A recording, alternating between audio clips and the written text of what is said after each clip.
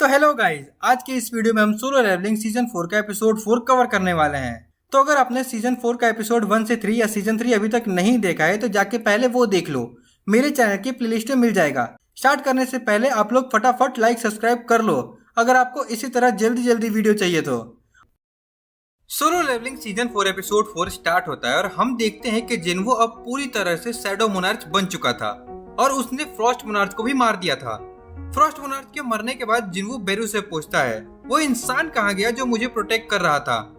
मतलब वो mister Hong की बात कर रहा था, यानी उसके फादर। जिन्वो देखता है कि वहाँ उनका स्वॉर्ड पड़ा हुआ है। वो पास जाकर के देखता है तो काफी सारे खून के निशान भी होते हैं। जिन्वो उन निशानों को फॉलो करते हुए अपने डैड के पास पहुंच जाता है। मिस्टर होंग की हालत काफी ज्यादा खराब थी, वो बुरी तरह से घायल थे। वो सोच रहे थे कि तो ये हाल होता है किसी गॉड की पावर को ह्यूमन बॉडी में यूज करने से।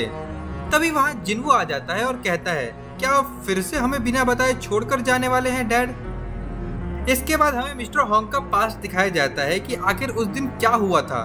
मिस्टर होंग एक डंजन क्लियर करने गए थे और उन्होंने उस डंजन के बॉस को भी डिफीट कर दिया था। अब जैसा कि आपको पता है, जब भी कोई डंजन का बॉस मर जाता है तो 1 घंटे के बाद उस डंजन का गेट बंद हो जाता है। लेकिन मिस्टर होंग उस गेट से निकल नहीं पाते और गेट हमेशा के लिए बंद हो जाता है। इसके बाद मिस्टर होंग एक दूसरे डायमेंशन में ट्रैप हो जाते हैं। तभी कुछ रूलर्स आते हैं और उनको अपना पावर देते हैं, मतलब उन्हें एज अ वेसल चुन लेते हैं। बदले में उन्हें एक ऑर्डर देते हैं, तुम्हें सारे मोनार्च्स को रोकना होगा, इंक्लूडिंग शैडो मोनार्च जो बहुत ही जल्द जन्म लेने वाला है पृथ्वी पर। उस वक्त मिस्टर होंग को किसी भी हाल में उस डंजन से बाहर आना था, तो उन्होंने रूलर्स का ऑफर एक्सेप्ट कर लिया। लेकिन जैसे ही उन्हें पता चलता है कि शैडो मोनार्च कोई और नहीं बल्कि उनका बेटा जिन्वो है, तो उन्हें समझ में नहीं आ रहा था कि क्या करना चाहिए। उन्हें पता था कि शैडो मोनार्च आगे चलकर पृथ्वी के लिए बहुत बड़ा खतरा बन सकता है, लेकिन फिर भी वो कुछ नहीं कर पाते सिवाय दूर से देखने के। फिर एक दिन रूलर्स उन्हें न्यू ऑर्डर्स देते हैं कि शैडो मोनार्च को मारना नहीं बल्कि प्रोटेक्ट करना है। उन्हें रियलाइज हो गया था कि अगर बाकी मोनार्च को डिफीट करना है तो शैडो मोनार्च का जिंदा रहना बहुत जरूरी है। फिर सीन वापस प्रेजेंट में शिफ्ट होता है। मिस्टर होंग बोलते हैं, इसीलिए मैं तुम्हें प्रोटेक्ट कर रहा था इस फाइट में। मैं नहीं चाहता था कि तुम मेरा ये साइड देखो, इसीलिए इतने दिनों से तुम्हारे सामने आने की हिम्मत नहीं हुई। तभी वहाँ तेज बारिश स्टार्ट हो जाती है। जिन्वो धीरे से बोलता है, डैड, और उसकी आंखों से आंसू गिरने लगते हैं। मिस्टर होंग पूछते हैं, क्या तुम मुझे मिस करते थे? जिन्वो बोलता है, हाँ, कभी कभी। मिस्टर होंग बोलते हैं, आई एम रियली सॉरी। जिन्वो कहता है, जब मैं पहली बार हंटर बना था तब कई बार मैं मरते मरते बचा था। उस वक्त मुझे आपकी याद आती थी और मैं बहुत हेट करता था जब ऐसा होता था। ये सुनकर के जिन्वो के डैड उदास हो जाते हैं। तभी जिन्वो बोलता है, लेकिन मैं आपको बहुत मिस भी करता था, क्या आप भी मुझे मिस करते थे? ये सुनकर के जिन्वो के डैड थोड़ा शॉक हो जाते हैं और उनकी आंखों से भी आंसू आने लगते हैं। वो बोलते हैं, ये भी कोई पूछने की बात है? मैं हर एक दिन तुम सबको मिस करता था। तुम भले ही मुझे देख नहीं सकते थे, लेकिन मैं हमेशा तुम्हें दूर से देखता रहता था। हमें दिखता है कि मिस्टर होंग का बॉडी धीरे धीरे टूट रहा होता है, क्योंकि उन्होंने रूलर्स की पावर अपनी लिमिट से ज्यादा यूज कर लिया था। तभी वो उठकर खड़े होते हैं और जिन्वो को जोर से हक करते हैं। जिन्वो भी जोर से रो पड़ता है और बोलता है, ये सब उन रूलर्स की गलती है, उन्होंने आपको यूज किया और अब आपको मरने के लिए छोड़ दिया। मिस्टर होंग बोलते हैं, नहीं, ऐसा बिल्कुल नहीं है, बल्कि उन्होंने तो मुझे तुम्हें प्रोटेक्ट करने का ऑप्शन दिया था और मैंने उसे एक्सेप्ट किया और अब मुझे कोई रिग्रेट नहीं है। इसके बाद उनका शरीर धीरे धीरे गायब होने लगता है। वो बोलते हैं, मैं हमेशा से तुमसे बात करना चाहता था, तुम्हारे साथ रहना चाहता था। आई एम सॉरी, मैं एक अच्छा बाप नहीं बन पाया। इतना बोलते ही उनका शरीर लाइट के फ्रेगमेंट्स बनकर के पूरी तरह से गायब हो जाता है और वो मर जाते हैं। जिन्वो बुरी तरह से टूट जाता है। जिन्वो भले ही ये फाइट जीत गया हो, लेकिन ऐसा लग रहा था कि वो सब हार गया हो। जिसके बाद वहाँ और तेज बारिश होने लगती है। जिन्वो गुस्से में चिल्लाता है, मैं तुम सब मोनार्च को नहीं छोड़ूंगा। आज जो कुछ भी हुआ है इसका प्राइस तुम्हें पे करना ही पड़ेगा। अब इसके बाद हमें वहाँ काफी सारे एम्बुलेंस दिखाई देती है जो इंजर्ड हंटर्स को हॉस्पिटल ले जा रही थी। जिन्वो भी अपने घर चला जाता है। घर पे उसकी माँ और बहन दोनों उसे पकड़ के रोने लगती हैं। इधर हमें जिनचुल दिखाई देता है जो जिन्वो की बात याद करता है कि उसने बोला था कि वो चेयरमैन का बदला जरूर लेगा। वो मन ही मन थैंक यू बोलता है जिन्वो को। सभी हंटर्स इस फाइट के बाद सेलिब्रेट कर रहे होते हैं क्योंकि एक वक्त पे ऐसा लग रहा था कि ह्यूमैनिटी सरवाइव नहीं कर पाएगी। फिर भी किसी तरह से जिन्वो ने ये फाइट जीत लिया। सभी लोग बस शांति से रेस्ट करना चाहते थे, लेकिन उन्हें नहीं पता था कि असली मुसीबत तो अब आने वाली थी। इस सब फाइट से पहले हमने जो देखा था कि कोरिया में एस रैंक गेट खुला है, उसके डंजन ब्रेक में अब सिर्फ 2 ही दिन बचा होता है और किसी को आइडिया नहीं होता कि उनमें से किस तरह के मॉन्स्टर आने वाले थे। और फाइनली वो डंजन ब्रेक का दिन आ जाता है। अब हमें दिखाई देता है कि पूरे वर्ल्ड के हंटर्स एक साथ आए होते हैं और उस गेट के नीचे वेट कर रहे होते हैं खुलने का। वहाँ चाइना का 7 स्टार हंटर भी होता है और थॉमस एंड्रे तो होता ही है। वहाँ जिन्वो सबसे आगे खड़ा होता है और उसके साथ हंटर चा भी होती है। वो बोलती है, मैंने तुम्हें इतना नर्वस आज तक नहीं देखा। सिर्फ जिन्वो ही नहीं, वहाँ सारे हंटर नर्वस होते हैं और तभी वो गेट खुलने लगता है। सभी हंटर एक साथ फाइट करने के लिए रेडी हो जाते हैं। वो लोग देखते हैं कि उस गेट से सिर्फ 1 या 2 नहीं बल्कि पूरी की पूरी आर्मी आ रही थी। ये देख करके सबकी और ज्यादा फट जाती है। लेकिन तभी जिन्वो नोटिस करता है कि ये सब मॉन्स्टर उसके शैडो मोनार्च की तरह दिख रहे थे, लेकिन वो उनमें से किसी को नहीं जानता था। तभी पीछे से सभी हंटर को अटैक करने का ऑर्डर मिलता है और वो सब अपने वेपन निकाल करके अटैक करने जा रहे होते हैं। लेकिन तभी जिन्वो चिल्ला कर बोलता है, अपनी जगह से कोई नहीं हिलेगा। सभी लोग कंफ्यूज हो जाते हैं और पूछने लगते हैं, क्या हुआ, तुम हमें रोक क्यों रहे हो? जिनचुल भी पूछता है, तुमने सबको रुकने का ऑर्डर क्यों दिया?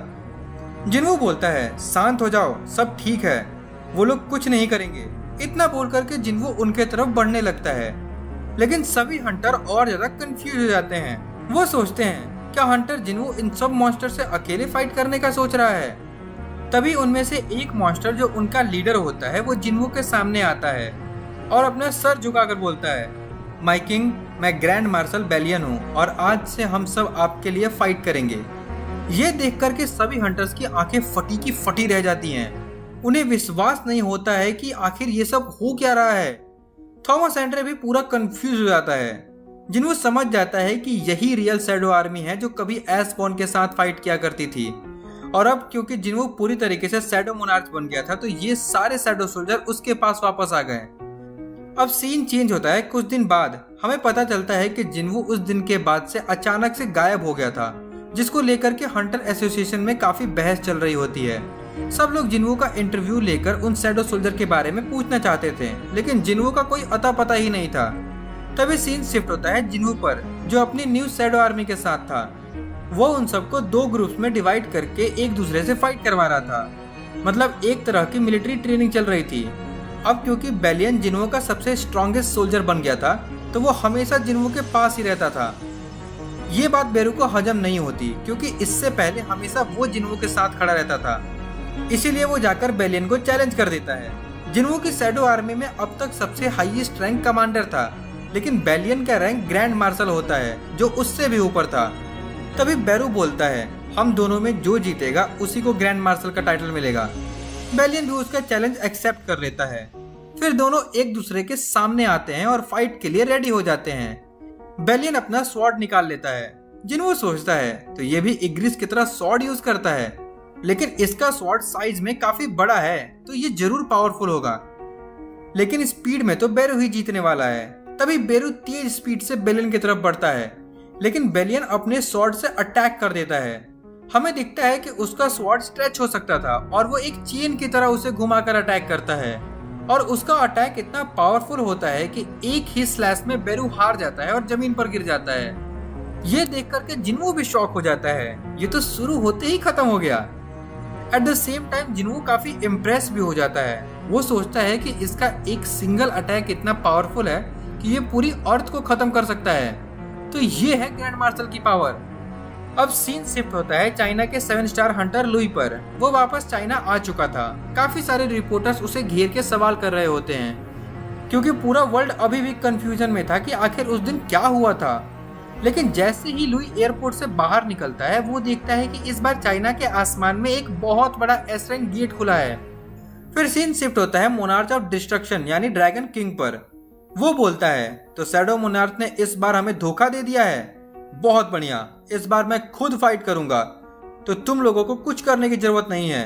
और वो अपनी ड्रैगन आर्मी को बैटल के लिए तैयार होने बोलता है।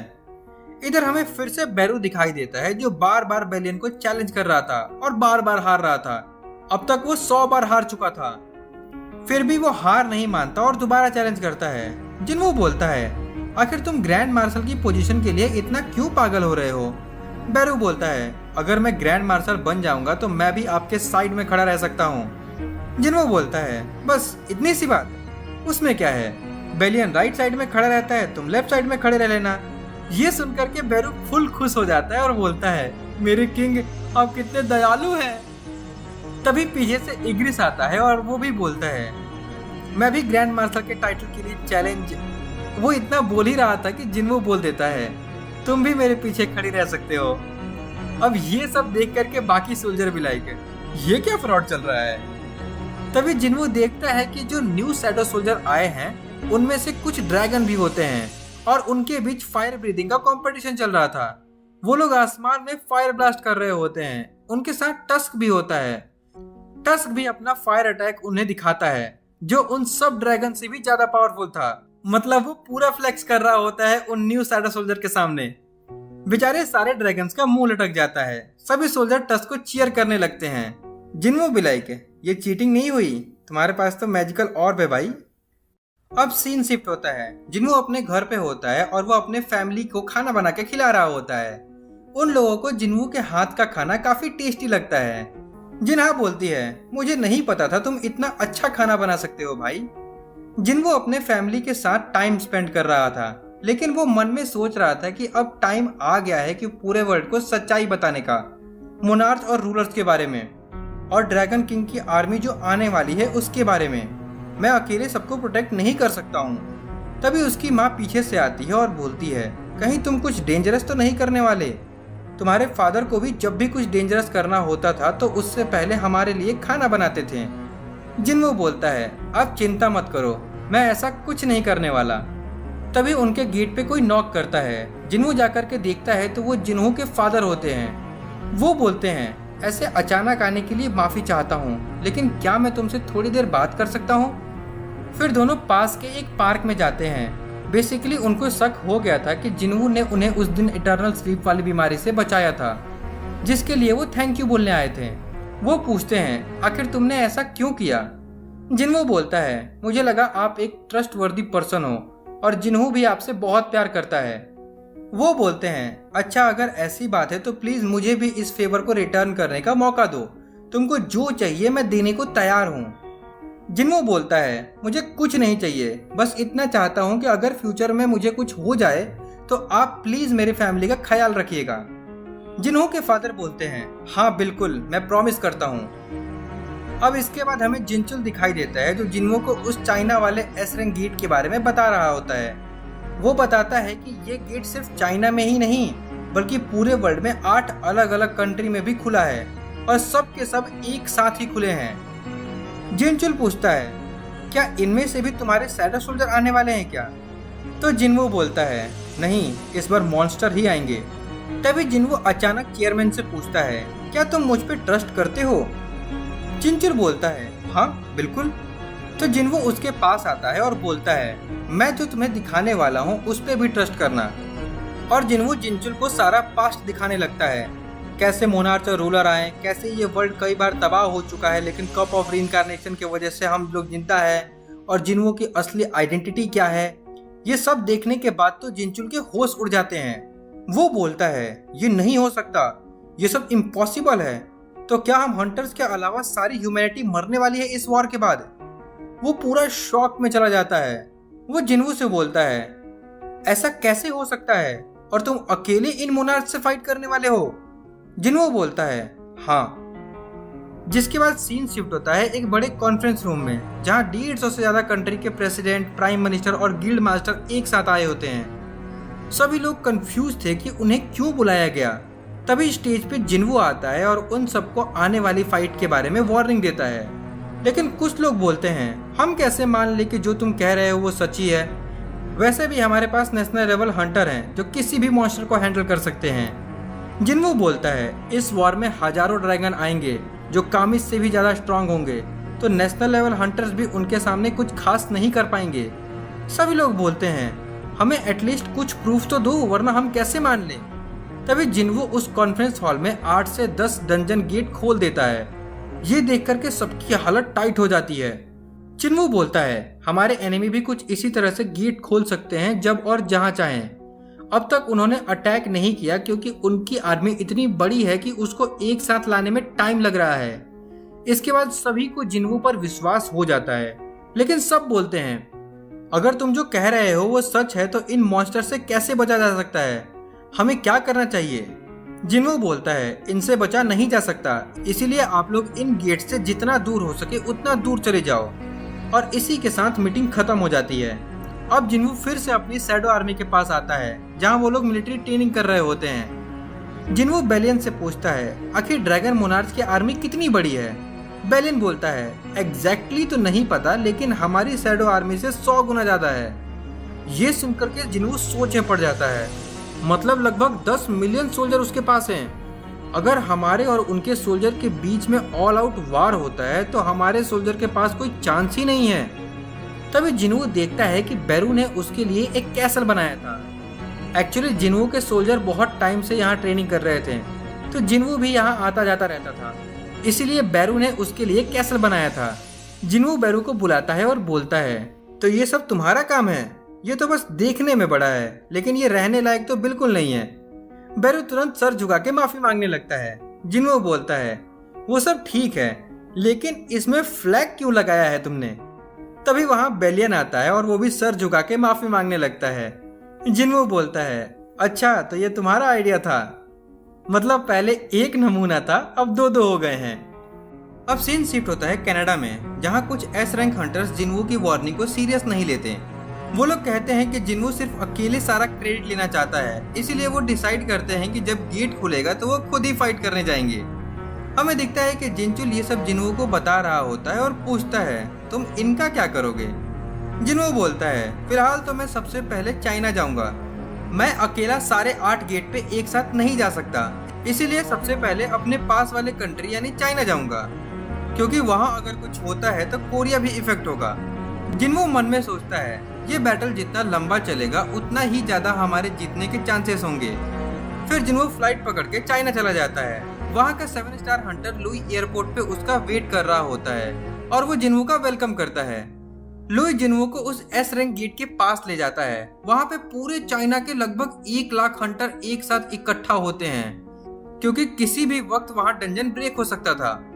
लुई अपनी चाइना की हंटर्स आर्मी फ्लेक्स कर रहा होता है और उनकी तारीफ कर रहा होता है, लेकिन जिन्वू भी अपनी शैडो आर्मी को बुला लेता है। उसकी शैडो आर्मी देख के लुई की आंखें फटी की फटी रह जाती है। वो पूछता है, क्या ये सब तुम्हारे समन्स हैं? तभी उसके पीछे से बेरू बोलता है, हमारे किंग ने मुझे लेफ्ट साइड रहने को बोला है, तुम्हारी हिम्मत कैसे हुई मेरी जगह लेने की। जिन्वू उसको अपने एल्बो से मारता है और बोलता है, अरे चुप हो जा साले, ये हमारे साइड से है। तभी हमें दिखता है कि वो गेट फाइनली ओपन होने लगता है। सभी लोग फाइट के लिए रेडी हो जाते हैं, लेकिन बेलियन कुछ नोटिस करता है और जिन्वू से बोलता है, मुझे नहीं लगता कि इस गेट में कोई है। मतलब गेट तो खुल गया, लेकिन वो एक खाली गेट था, उसमें कोई मॉन्स्टर नहीं था। जिन्वू सोचता है, ऐसा कैसे हो सकता है। वो तुरंत बोलता है कि बाकी के 7 लोकेशन पे भी चेक करो क्या चल रहा है। बेलियन बताता है, हमारे शैडो सोल्जर के अकॉर्डिंग वहाँ भी कोई हलचल नहीं हुई है, सब जगह सेम सिचुएशन है, खाली गेट्स। तभी जिन्वू को सब समझ आ जाता है। वो सोचता है कि मेरी ही गलती है, इतने टाइम से मुझे लग रहा था कि ड्रैगन किंग अपनी आर्मी को डिवाइड करके भेजने के लिए 8 गेट्स खोल रहा है, लेकिन उसने ऐसा अपनी आर्मी को डिवाइड करने के लिए नहीं, बल्कि ह्यूमंस और शैडो मोनार्च की आर्मी को डिवाइड करने के लिए किया था, और हम उसके ट्रैप में फंस भी गए। जिन्वू समझ जाता है कि ड्रैगन किंग अपनी पूरी आर्मी इनमें से सिर्फ एक गेट से लेकर के आएगा और बाकी के 7 गेट सिर्फ डिस्ट्रैक्शंस हैं। इधर हमें कनाडा का गेट दिखाया जाता है, जहां वो एस रैंक हंटर होते हैं जो जिन्वू की वार्निंग को सीरियस नहीं लेकर के फाइट करने आए थे। वहां के लोग भी अपने हंटर्स को चीयर कर रहे होते हैं और बोलते हैं, हमें जिन्वू की कोई जरूरत नहीं है, हमारे हंटर्स ही काफी हैं। और तभी बाकी जगह की तरह वहां का गेट भी ओपन होता है, लेकिन उस गेट से एक इंसान जैसा दिखने वाला मॉन्स्टर बाहर आता है। सभी हंटर्स ये देख करके हैरान हो जाते हैं। उन्हें लगता है कि जिन्वू झूठ बोल रहा था कि ढेर सारे ड्रैगन्स आने वाले हैं। वो बोलते हैं, ये क्या मजाक है, हमें लगा खतरनाक बीस्ट आएंगे, पर ये तो सिर्फ एक पर्सन है। लेकिन वो एक्चुअली मोनार्च ऑफ डिस्ट्रक्शन एंथ्रेस होता है। वो उनके सामने आता है और बोलता है, तो क्या तुम यहाँ के किंग हो? उस हंटर ग्रुप का लीडर सोचता है, ये तो ह्यूमन लैंग्वेज में बात कर रहा है, मतलब ह्यूमंस और बीस्ट एक दूसरे से बात कर सकते हैं। तो क्या इसी तरह जिन्वू को अपना पहला शैडो सोल्जर मिला था? ये इतना सिंपल होगा मुझे लगा नहीं था। मुझे बस बोलना होगा कि मैं ही किंग हूँ और ये मेरा गुलाम बन जाएगा हमेशा के लिए। जिन्वू ने भी ऐसा ही किया होगा और वो हंटर बोलता है, हाँ मैं ही किंग हूँ। इधर हमें चाइना का सीन दिखाया जाता है जहाँ जिन्वू कनाडा के हंटर से कांटेक्ट करने की कोशिश कर रहा होता है। तभी जिन्वू को याद आता है कि एडम भी तो कनाडा में है। वो उसे कॉल लगाता है और सिचुएशन के बारे में पूछता है, लेकिन एडम भी वहाँ उस गेट के पास ही होता है। जिन्वू बोलता है, तुम वहाँ क्या कर रहे हो? एडम बोलता है, हम लोग ऐसे ही बैठ के तमाशा तो नहीं देख सकते थे ना, इसीलिए हमारे हंटर एसोसिएशन ने भी सभी एजेंट्स को यहाँ लड़ने भेज दिया। जिन्वू बोलता है, ये सब छोड़ो, ये बताओ क्या वहाँ का गेट भी खाली है क्या? एडम बोलता है, हाँ अब तक तो एक भी मॉन्स्टर बाहर नहीं आया। जिन्वू बोलता है, चलो फिर ठीक है, और फोन रखने ही वाला होता है। तभी एडम बोलता है, एक मिनट, कोई तो उस डंजन से बाहर आ रहा है, ये तो बस एक इंसान है। जिन्वू चिल्लाकर बोलता है, क्या एक इंसान? एडम तुम वहां से जितने जल्दी हो सके भागो। तभी हमें दिखता है कि जो सारे एस रैंक हंटर्स फ्रंट में होते हैं उन सबको ड्रैगन किंग 1 सेकंड में ही जलाकर राख कर देता है। एडम ये सब जिन्वू को बता रहा होता है, लेकिन जिन्वू बोलता है, ये सब छोड़ो, तुम्हारे पास अभी बिल्कुल टाइम नहीं है, जल्दी भागो वहां से। लेकिन एडम चाह करके भी भाग नहीं पाता, जैसे उसके पैर फ्रीज हो गए हों। वो बोलता है, आसमान में काउंटलेस ड्रैगन आ गए हैं, इतने सारे मॉन्स्टर एक साथ कैसे आ सकते हैं? इस वक्त उसकी इतनी ज्यादा फट चुकी थी कि वो हिल ही नहीं पा रहा था। जिन्वू कॉल पे उसे बार बार भागने को बोल रहा था, पर वो सुन ही नहीं रहा था। तो जिन्वू डिसाइड करता है कि मैं सबको तो नहीं बचा सकता, लेकिन कम से कम एडम को जरूर बचाऊंगा।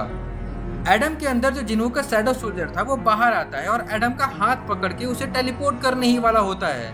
लेकिन तभी उसके सामने ड्रैगन किंग आ जाता है और बोलता है, तुम्हें कहाँ जाने की इतनी जल्दी है? और इसी के साथ ये एपिसोड यहाँ पे खत्म हो जाता है। नेक्स्ट एपिसोड में हम जिन्वू वर्सेस ड्रैगन किंग का फाइट देखने वाले हैं, तो बहुत लंबा चलने वाला है, इसीलिए ये एपिसोड थोड़ा शॉर्ट में बनाया हूँ ताकि नेक्स्ट एपिसोड में सब कुछ डिटेल में एक्सप्लेन कर सकूँ। और अगर आपको ये एपिसोड में मजा आया हो तो लाइक और सब्सक्राइब कर दो यार।